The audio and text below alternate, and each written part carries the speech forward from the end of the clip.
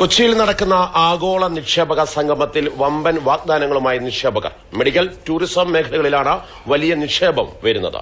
Australia അടക്കമുള്ള രാജ്യങ്ങളും നിക്ഷേപ സന്നദ്ധത അറിയിച്ചിട്ടുണ്ട്. നിക്ഷേപ സംഗമം ഇന്ന് സമാപിക്കും. അരുൺ ശങ്കർ കൊച്ചിയിൽ നിന്ന് നമുക്കൊപ്പം വിവരങ്ങളുമായി ചെയ്യുന്നുണ്ട്. അരുൺ, ഇന്നലെ കരൺ അദാനി അടക്കം 30,000 കോടിയുടെ നിക്ഷേപം പ്രഖ്യാപിച്ചു കഴിഞ്ഞിട്ടുണ്ട്. ഇന്നും വലിയ പ്രഖ്യാപനങ്ങൾ നമ്മൾ പ്രതീക്ഷിക്കുന്നുണ്ട്. ഏതൊക്കെ നിക്ഷേപങ്ങൾ, ഏതൊക്കെ കമ്പനികൾ എന്നുള്ള കാര്യം ഒരുപക്ഷെ ഇന്ന് മന്ത്രി പി രാജീവ് വൈകിട്ട് വിശദീകരിക്കുമായിരിക്കും, അല്ലേ?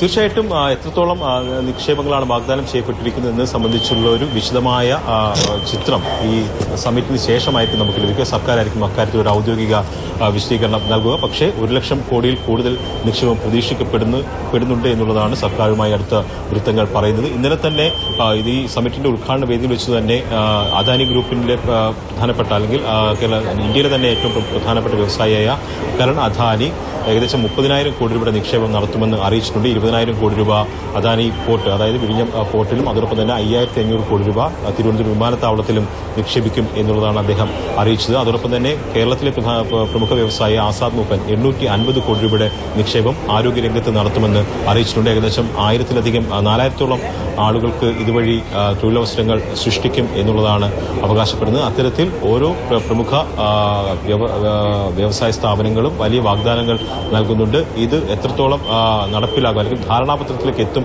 എന്ന് സംബന്ധിച്ചൊരു ചിത്രം ഇന്ന് സമ്മിറ്റ് കഴിയുന്നതോടുകൂടി മാത്രമേ വ്യക്തമാവുകയുള്ളൂ. എന്തായാലും 1 ലക്ഷം കോടി രൂപയ്ക്ക് മുകളിൽ ഒരു നിക്ഷേപം ഉണ്ടാകും എന്ന് തന്നെയാണ് പ്രതീക്ഷിക്കപ്പെടുന്നത്.